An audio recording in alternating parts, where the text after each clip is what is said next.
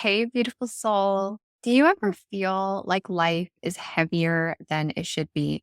And that there's some sort of force that's keeping you away from the joy and the peace and the clarity of purpose that you seek? Well, know that you're not alone. The majority of human beings on earth feel and experience this until they don't.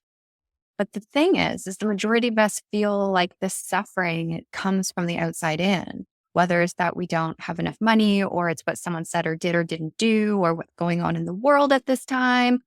It seems to always be something outside in that is causing our suffering. But I'm going to get real with you today. The cause of our suffering has nothing to do with anything outside of us. In fact, the suffering comes from inside of us. And y'all have probably heard this before, but it comes from the ego. The ego is quite literally the author of all of our suffering. Yep, that's a bold claim, but if you stick with me to the end of this video, I'm going to prove it to you. And not only am I going to prove it to you, but I'm also going to show you what the ego is. I'm going to tell you what the origin story is. I'm going to help you to learn how to uncover it. But you're also going to see that when you listen to the ego's thinking, that is when you start to feel the doubt and the uncertainty and the pain and the guilt and the fear and the overwhelmedness of life on earth.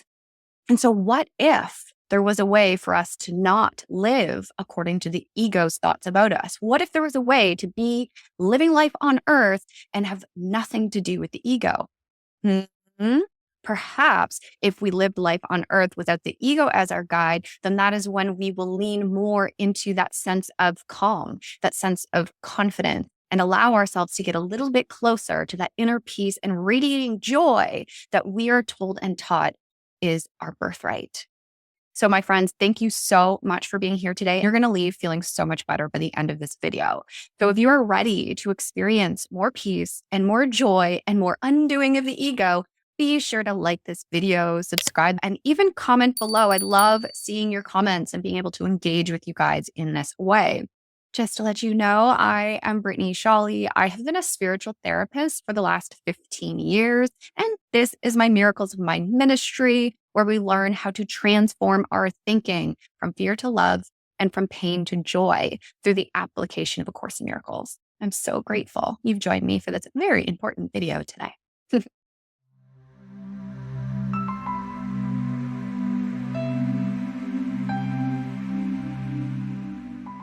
I want to start at the top. And what I've realized in working with people for so many years is that they will often benefit from hearing the origin story of the ego. Yes, there is an origin story because the ego does not carry with us into the afterlife. Ego is literally for this world. So understanding how it even came to be can be very, very, very helpful. So I want to start here at this origin story with you. I didn't make this up. It is from A Course in Miracles, but I want you to open yourself up to see and feel and experience this along with me. So I want you to imagine this with me, okay? So here goes. I want you to imagine that we are children of God. Think light beams, think pockets of love, endless radiating energy. We are for all of eternity together with each other and with God. We are in the home of heaven where all is love and all is joy. But since we, as God's children, are created in his image and likeness, we are given the power to create. And we are given the power to think freely. And when we're all in eternity with each other and with God, there was an idea that crept into our mind. And the idea that crept into our mind was this. It said, I wonder what it would be like to be separate from God. And instead of laughing at this idea, we actually kind of got curious. And because our God is a loving God, he didn't tell us, no, you can't do that. You can't experience that. You can't answer that question. He just said, yes. And so quite literally, this world is a decision from us, not from God. God didn't punish us here or abandon us here. And so quite literally, this world is a decision from us, not from God. God literally just said yes to our decision to be here. And with his power, with his creative power, boom, we created this world. So Jesus in A Course in Miracles calls this idea of like, I wonder what it would be like to be separate from God, the tiny mad idea that we forgot to laugh at. And because we forgot to laugh at it and we accept it as a possibility, all of its effects birthed And we can see all of the effects of this idea in the world. That's why this world reflects separation. It reflects wars and hell and sin and pain and suffering and abuse and attack and guilt and shame and blame. Why? Because this world is quite literally the effect of the thought that has curiosity of what it might be like to be separate from God. But guess what? Along with this birthing of the world as we know it, this ball of mass spinning through space, a little kind of weird. But if we realize that there was something else that came along with this decision to follow along with the tiny mad idea and get curious about it, what also came out of that are two things. But I'm going to start with the first thing. The first thing was the thought system of the ego that had to come right along with this world, because how are we going to perceive a world and engage in a world of separation without a thought system of separation? So right away, the egoic thought system was set in place. That's why every single human being experiences the difficulties with life on earth until they don't, because we're all born into a body, we develop an ego, and then the ego projects on the world and we see through the filter of the ego. So this is something that we need to almost recognize, that the ego was born when the world was born. It's literally a thought system of separation. We can have more empowerment to want to let it go and let it be undone and see it has no value to us. But in fact, it's getting in the way of the peace and joy we want. What is the ego specifically? So the ego itself is a thought system of separation, which is synonymous with a thought system of fear. We literally, each of us, we don't have the same ego. Each of us develop our ego. When we're growing up as children, what do children do? They ask their parents, they ask their church, they ask their school, they ask their world, what is this? What is that? What does that mean? And we take in what our parents and everyone around us says things are. We take on meaning from the world. We make conclusions and beliefs based on those thoughts and experiences that we see and have happened to us. And that is how we start to develop the filter of the ego. And it is quite literally a filter with which we see the world through. So it's a worldview, it's a self-perception, it's an egoic consciousness. And so it becomes the filter with which we're looking through onto the world. And it literally blinds us to what's actually going on because we've got this filter in the way. Think of it like dark clouds. Okay. It's not hard or strong. It's just literally dark clouds. But the dark clouds, even though they're like nothingness, will block out the sun, at least from our awareness of the sun. Right. So you can think of it like that. But the ego is also identified with the body mind. So in essence, its body is its home. And that's why it's so attached to its body as itself. And it believes that this body is what you are. And so it's limited you to being what is born and then what dies. And that you, within that time of birth and death cycle, you're going to suffer, because that if ego is running your life and it's the thought system you're going to use, it is the cause of all suffering, remember? So that's where it comes from. The ego is really a big fan of making us special, uniquely better or less than others. So it'll be like, oh my gosh, arrogance, or it'll be like, oh my gosh, not good enough, unworthiness. Either way, ego never sees us as the same as others. It sees us as different, either better or worse. It doesn't really matter, whatever way it can grip you. But A Course in Miracles says that the ego is insane.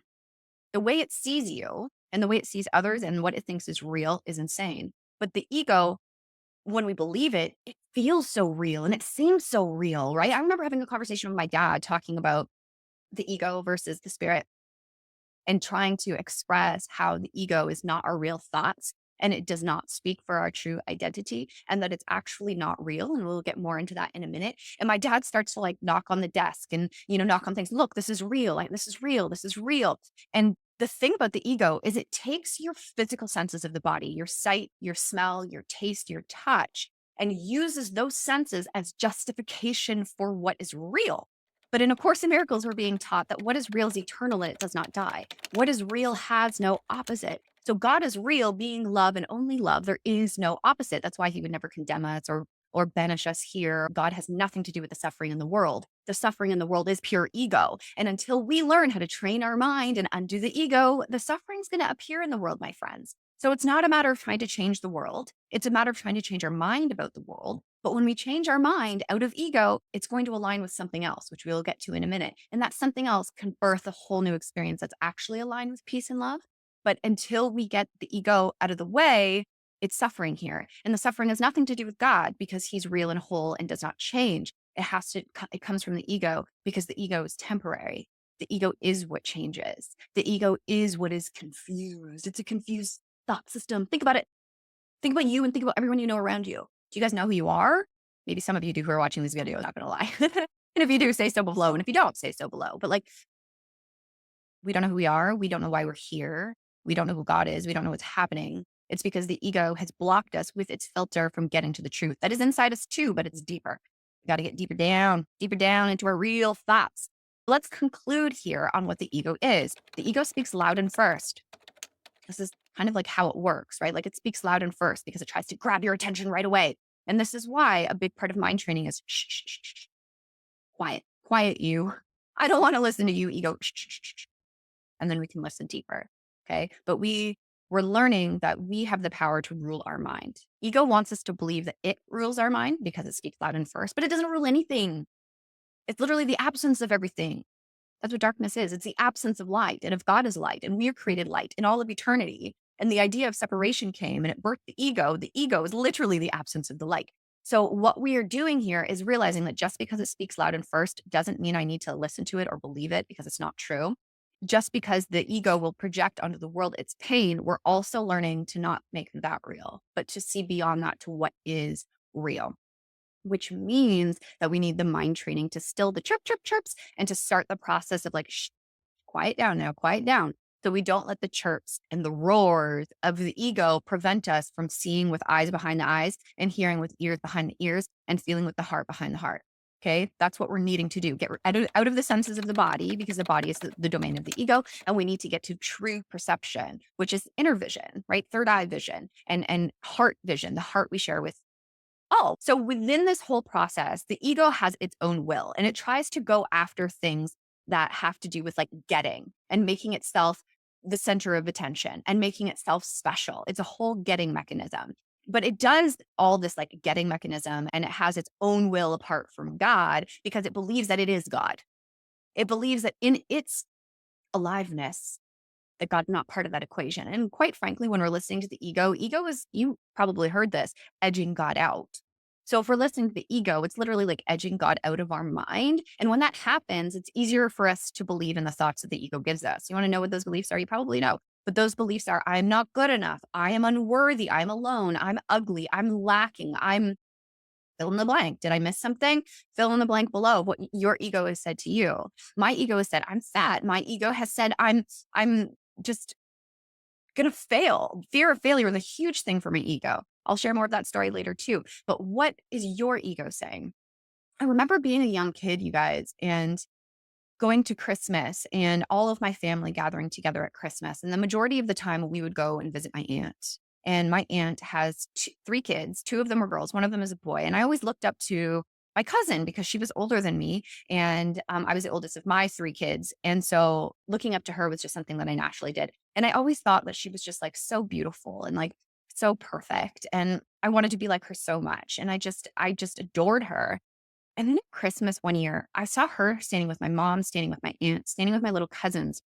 And they were all talking about how they thought that they were ugly and how that they thought that they weren't good enough and unworthy. And I remember listening to this. I had to have been like 12 or 13, like young. And I remember listening to this. And the conclusion in my head was, oh my God, these women are the most beautiful women to me. Like the most beautiful women. If they're thinking they're ugly, oh my God, what do they think about me? And then I started to get caught in this idea that was just what normal was, like that just people just saw themselves that way. And then I started to compare myself to that and see myself as less than. But I remember these thoughts in my mind that were like, don't believe it. Like, this isn't true. Like, this is the lie. Clearly they're not ugly. Clearly they're good enough, but they don't see it.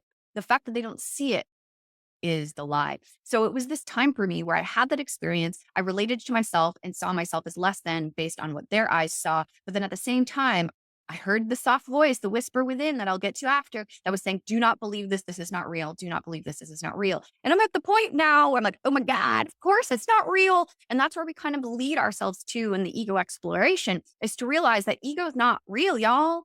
It's literally part of the illusion. Because what is real, remember, is of God. It's eternal. It does not change. The ego changes its mind all the time. Sometimes you have a good day. Sometimes you have a bad day. Sometimes you're happy. Sometimes you're sad. Sometimes you're judgmental. Sometimes you're accepting. It's all over the place. And until we learn to get out of that dichotomy of good and bad and come over to real, that's where life changes. But instead, we're attracted to what is eternal, the light, the sun, the creator, the created, our perfect part in God's plan for peace. So there becomes this difference. And this is where it leads into the good news. Yeah, we have the ego separation and it's projected all over the world, but it's kind of like let go of its junk. And we see it here. But there is good news. The good news is that even though ego is not real, love is. God is. Love is the true power. Ego is not. Love is the true strength. Ego is not. And the moment that the ego was created or made by us as a filter to perceive separation instead of God, what happened immediately, instantaneously with the problem was the solution. And the solution is what the A Course in Miracles calls the Holy Spirit. So it's the voice for love. It's the voice that returns us to truth. It's the voice that returns us to God. But we don't hear the Holy Spirit when we're occupied with our own thoughts of ego. We're too occupied with our thoughts of ego. This is why we need mind training. This is why we need to do the lessons of A Course in Miracles. This is why we need to see things differently. It is so important. If we want to free ourselves from suffering, we want the world to be free from suffering, we have to be free of the ego. We have to undo the ego. And we've been given an entire toolbook with how to do that in A Course in Miracles. Okay. So I'm going to get to some practical steps of like how to undo the ego here in a second. But I really want us to recognize here that we always have two choices for how we perceive the world and how we perceive ourselves. The first choice is always ego because it speaks loud and first. But if ego is just fear, if ego is just the absence of love and light, if ego really is the human condition that's keeping us sick and suffering and in hell, do we really want to choose that? We don't. But that's where our power is in the choosing, not in the deciding of what is real or not, because God's already decided what is real. But we have to choose what is real for us. So is ego going to be my reality and this body be my reality and this littleness and limitedness and unworthiness be my reality? Or is my reality going to be the soul that God created? Is my reality going to be the love that is eternally real and trustworthy and dependable? And from that love, all happiness and joy and purpose spring. So we always have this choice, ego or Holy Spirit. Okay. Fear or love, illusion or reality. That's the simplification of salvation, in my humble opinion. It comes back to choice. And you have the power of choice because God blessed you with free will. You get to choose what thought system you think with. You get to choose what becomes your present day experience. This is why understanding the ego and understanding the ego as illusion is really, really, really, really important. Okay. So if we want the effects and the negativity and the suffering in the world to end, ego must end in our mind. It must. It's literally the block to love. It's got to go. And actually, A Course in Miracles says that the Course doesn't teach the meaning of love. It teaches you how to remove the blocks to the awareness of love's presence, because love is, in fact, our reality.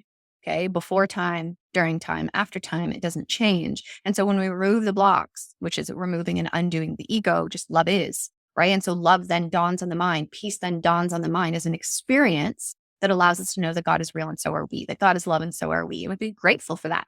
And then we could be the vessels of love and peace in the world. But with ego in the way, my friends, it really slows down this whole thing. So let's start realizing what we need to look for in regards to the ego. Okay. If we're going to spot the ego, know that the ego is the one that judges.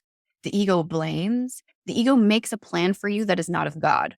So if you think that what you're doing in your life is God's plan for you, really, really question it. Ask, where is this coming from? And what am I doing this for?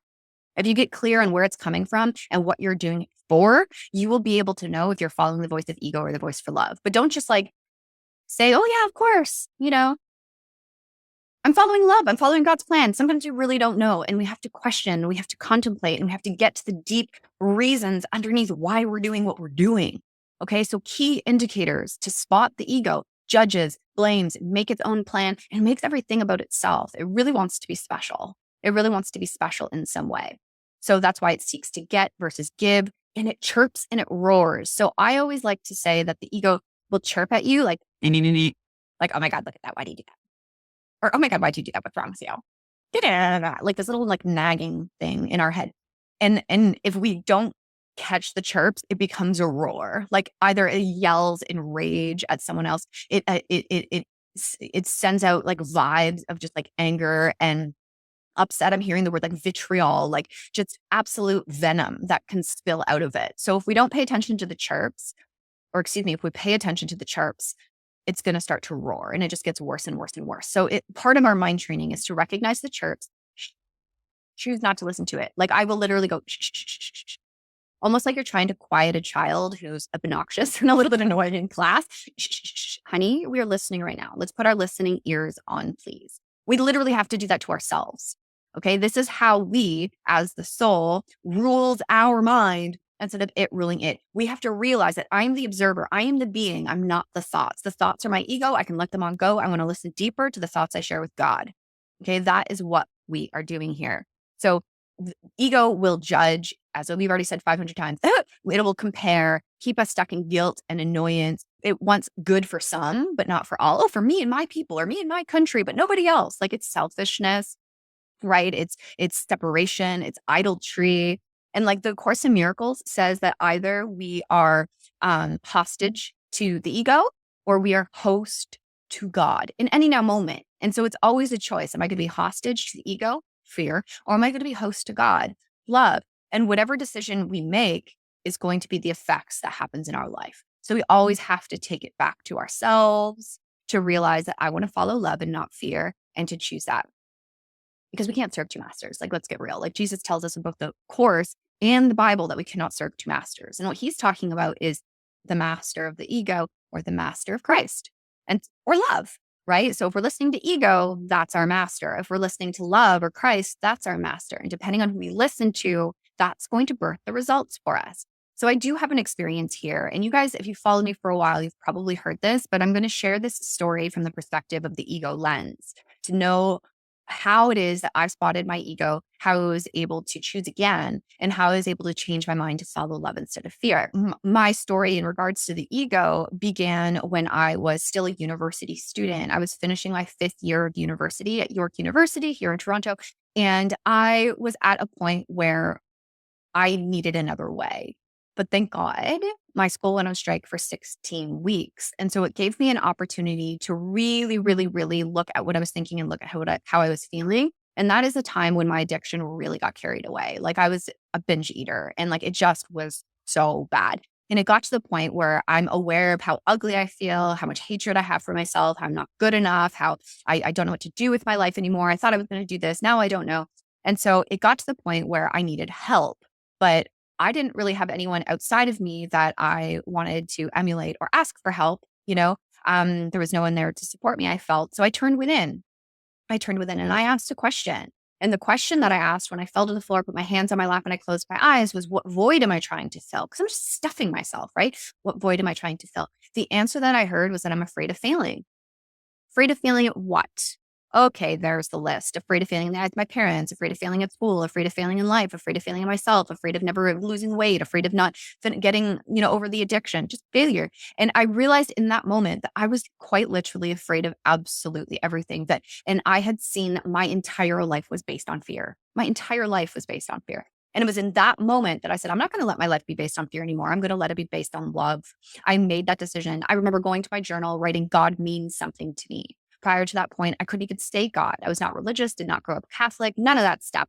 And so I couldn't even say God, but it finally meant something to me. There was a voice in my mind that I'd never heard before. The energy, the presence, the love, the power, the wisdom was so far beyond my little self that I knew that it was trustworthy. And if you're going to prove this to me in my own mind that it's based on fear and now it's love, I'm going to trust this voice for love. I don't know what that means. I don't know what that looks like or how to do that. At that time, I had no idea, but I just said, yes, I decided. And that was it. I just let my life follow love from that point onward. And as I chose to follow love, I now have my goal that is set and I now have the mind with which I think set, but then ego still tries to poke itself in there, right? So now that my goal is set and my mind is set, ego comes in still as days unfolded. But now with the awareness of love itself, love can shine in the ego and be like, no, thanks, honey. I'm unwilling to entertain you anymore. I need to render you useless. We don't have to be mean. We don't have to banish. We don't have to hate. We don't have to condemn. That would be ego trying to fix ego. We love. We shine light. I'm not listening to this voice anymore. And the point is to render the ego useless. All of it. To render it useless. So I had my final thoughts of fear and doubt and overwhelm and uncertainty and confusion and not knowing what my part is and wanting to know. All of that had to come up so that I can now apply the tools of love and forgiveness and correction to my own thinking. And so that's the journey I began on. And it's brought me here, which is in this place of joy, of knowing who I am, of knowing who God is, of knowing why I'm here, of knowing what my part is, and being able to contribute to the world in a way that makes a difference and helps you to be better too. Like there's nothing else I would rather be doing. Okay. And so I know for you that when you undo ego and you train your mind, that you too will come into accord with the love and the peace and the purpose that is your birthright. I mean, that's what God wills for you. God wills you happiness. Okay. God is love, which means he's also happiness. And that if that's what he is, that's what he created us to be. So anything that the ego tells you that you are is a lie. And we have to start calling it out for what it is. Okay. It could be a lie in us and it can be a lie in others. It's not our job to tell others when they're lying. It's our job to tell ourselves. Okay. So this is where it leads to the practical tools for undoing. Okay. And there's so much more to this, but we're just going to start where you would start first. So the first one is to observe your thinking, whether that's you're just out and about and you're washing the dishes and you're taking the kids here and there and you're driving and you can take this awareness, this higher awareness, that higher observing where you almost feel your mind rises above yourself and looks down on the body and looks down on the thoughts. Okay. But you can also do this in quiet meditation. This is when I do it the most, is I take time to be still and to sit, especially every morning. Take 5 minutes in the morning and you can guarantee you give your day to God. But when you take those 5 minutes, just allow yourself to observe and allow yourself to listen. And you'll realize that you're the observer. You're not the thoughts. You will realize that you are the presence. You're not the thoughts. And having that difference between who you are and what your thoughts are, so that you can realize you can think a thought, but it doesn't necessarily mean it's true. What is not love is not true. Okay. Then we can start to question these thoughts and we can start to let these thoughts be undone. And what I do when I notice the thoughts of fear of failure or the thoughts of like self-hatred or the thoughts of like, F you, buddy, I can't believe you did that to me or to someone else, right? All of those thoughts, we need to then immediately pray for help. This is like I did. What void am I trying to fill? But this time I would pray in a sense of like, I give these thoughts to you, Spirit, or I give these thoughts to you, Jesus, or I give these thoughts to you, God. Please take them from my thinking and help me to see peace instead. That's you using your free will. That's you choosing that you want Holy Spirit to help you. Because let's get real, you are not going to be able to undo your ego. You just can't. Einstein, he says, you cannot solve the problem at the same level of consciousness that created it. Ego is the problem. You can't solve ego with ego. You cannot do this by yourself. You need help from higher authority. You need help from higher wisdom. You need help from higher guidance, which means when you ask, that is the ticket to receiving the answer. If you don't ask, you've already decided for the thoughts in your mind. So Jesus can't take it away. Holy Spirit can't take it away. But if you ask, then they can. So ask, okay? And you're not burdening them by asking. It's Jesus's job to help you. It's Holy Spirit's job to heal your mind. They want you to ask them. They're like readily available for you to ask them now. Asking is your superpower, okay? So you could do that. And your superpower is real. And Jesus and the Holy Spirit are real because they're of God, right? It's our freedom. Okay, so I want you to practice then, even throughout the day when you're not in observing mode of your thinking. Practice no thank you to the chirps of the ego and stop listening to it so it doesn't turn into roars. Immediately know you have other thoughts you can turn your mind to. You have other thoughts that you can reach for, okay? But you have to first say no to the ego. So that's your practice, okay? Think, shh, I'm not listening to you, ego. You're going to make me doubt myself. You're going to make me doubt someone else. You're going to make me freak out. No, thank you. I'm not going there. Practice it. Stop. Let me know if you do any of these practices, if this is something you've already been practicing and it's working, or if you need something else at this point. I feel like this is just the scratching the surface of what we can do through the undoing of the ego. So if you share yourself below, but if you also want me to share more and perhaps do more longer form videos on this or like workshops on this about the undoing of the ego, let me know below. Just say yes, actually. Just say yes in the comments. And then I'm happy to ask for guidance as to how it is that I can share more of these ideas with you. But my friends, this brings us to the conclusion of what the ego is. Do you have a better understanding now that the ego quite literally is illusion? It's quite literally stands in for your true self. And that self that it stands in as is always weak and limited and small and not good enough and unworthy. Or you think you're better than everybody else and you know everything already. Flip side of the coin, right? But we really just have to see that we want to let go of this thought system because it is the cause of all suffering. And when we let the thought system of ego go, my friends, there is no loss in that. There is no sacrifice in that. There's a whole section on sacrifice in the teacher's manual at the end of the book. If you struggle with this, if you think letting go of ego is a loss, or if you think that ego is good for something for you, you need to go read that section. It's I've had clients come up to me and say that, well, if I don't listen to ego, then I might cross the street and get hit by a car, not realizing that it's actually Holy Spirit is a guidance system and has your ultimate safety and protection in mind. Ego doesn't. Ego wants to attack you. It wants you to be hurt. It wants you to feel less than and not good enough and keep you as far away from God and your brothers as possible. Holy Spirit wants to unite you with God and your brothers. It wants you to focus on life and celebration and salvation and gratitude and kindness and compassion and empathy and generosity and goodness. So it wants and needs you. And so it's going to keep you safe and protect you through his voice. So just by listening to the ego, if you stop listening to the ego, it doesn't mean you're going to be listening to nothing. If you don't listen to the ego, you're going to be listening to the Holy Spirit. Okay. And so know that there's no loss when we let go of the ego. There's only total gain of peace and joy and certainty of purpose and everything we want. There's no loss. Okay. And the last final thing that I want to say on here is just remember that yes, this world is very dark. It shows suffering all over the place. But the darkness and suffering of the world has nothing to do with God, and it has everything to do with the ego. You, my friend, are not the ego. You, my friend, are not the body. You, my friend, are a soul, a child of God that God created, which means that you are the light.